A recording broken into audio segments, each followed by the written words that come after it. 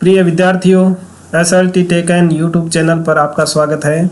बच्चों, आज की इस क्लास में प्रश्नावली 14.2 के क्वेश्चन 4 के सभी पार्ट्स को हल करेंगे। तो इस पूरी क्लास में आप अंत तक बने रहें। इससे पीछे की 3 क्लास में हम क्वेश्चन 3 तक के सभी पार्ट्स को हल कर चुके हैं। यदि आपने उन क्लासों से संबंधित वीडियो नहीं देखे हैं तो उनका लिंक आई बटन और डिस्क्रिप्शन में दिया हुआ है, वहां से आप उन वीडियो को देख सकते हैं। और बच्चों, क्लास स्टार्ट करें उससे पहले यदि आप चैनल पर पहली बार आए हैं तो चैनल को सब्सक्राइब करें, नोटिफिकेशन बेल के ऑल बटन को जरूर प्रेस कर लें ताकि भविष्य में जो भी इस चैनल के ऊपर क्लास रखी जाती है उसका नोटिफिकेशन आपको प्राप्त हो जाए।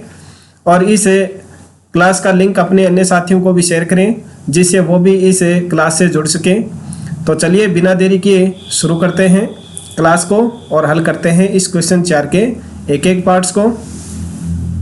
तो बच्चों, क्वेश्चन 4 है, उसमें हमें गुणनखंड करने हैं। तो चलिए, सबसे पहला जो पार्ट्स दिया गया है उसमें दिया गया है a की घात 4 माइनस b की घात 4। तो सबसे पहले हम इसको वर्गमूल के रूप में लिख देते हैं। तो a स्क्वायर की whole square minus b square की होल स्क्वायर। अब देखिए, इसको सरल करते हैं।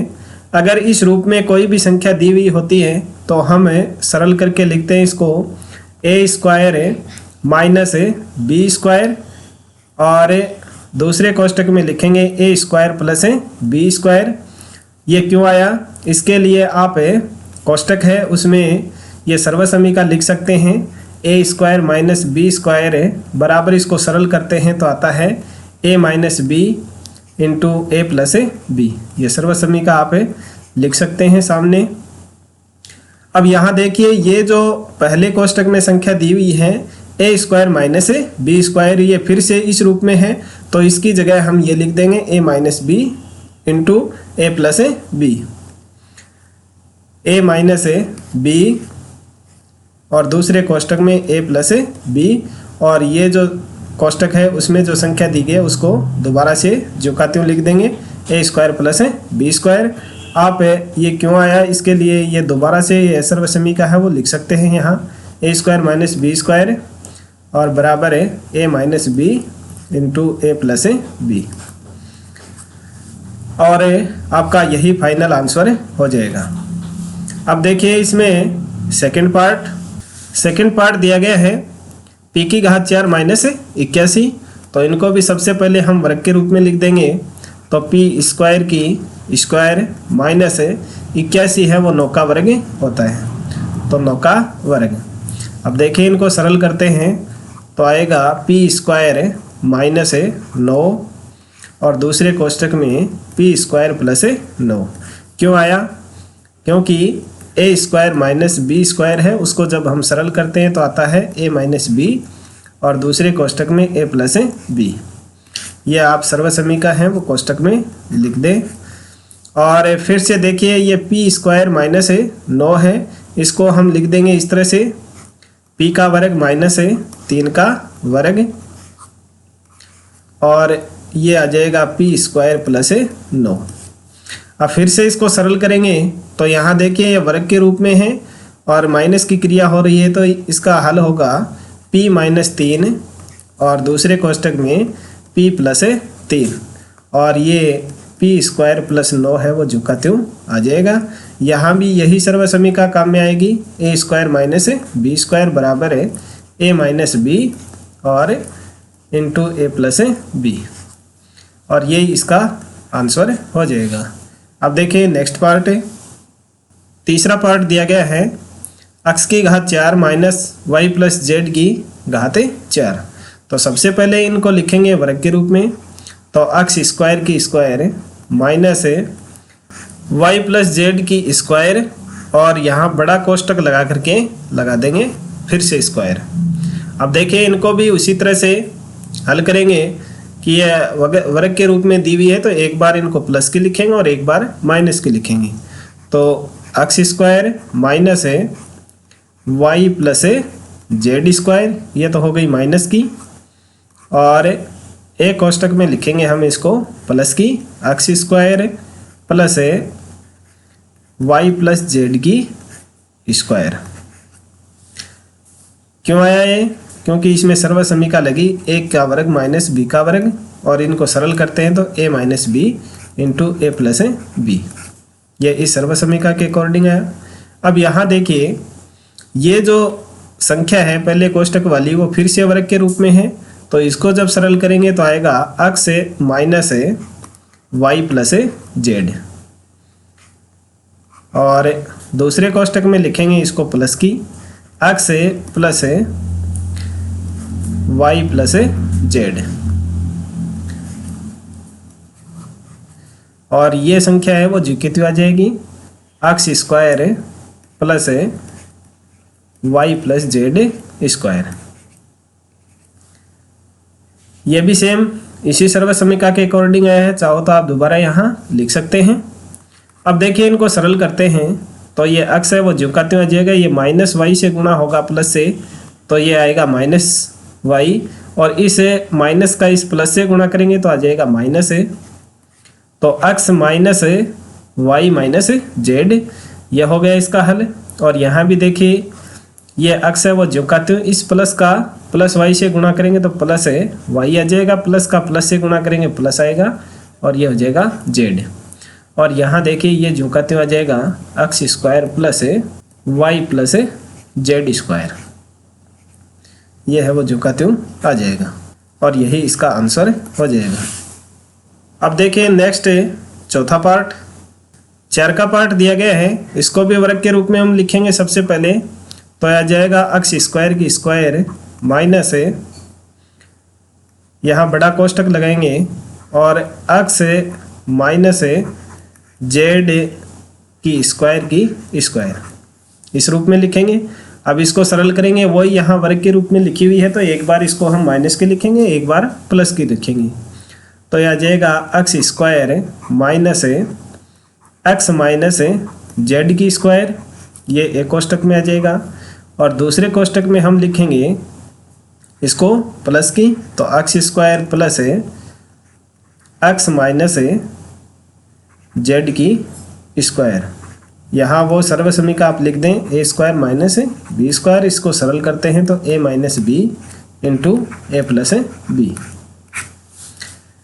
अब देखिए यहाँ ये संख्या है वो फिर से वर्ग के रूप में है और माइनस की क्रिया यहाँ हो रही है, तो इसको फिर से यही सर्वसमीका लगाते हुए एक बार माइनस की और एक बार प्लस की लिखेंगे।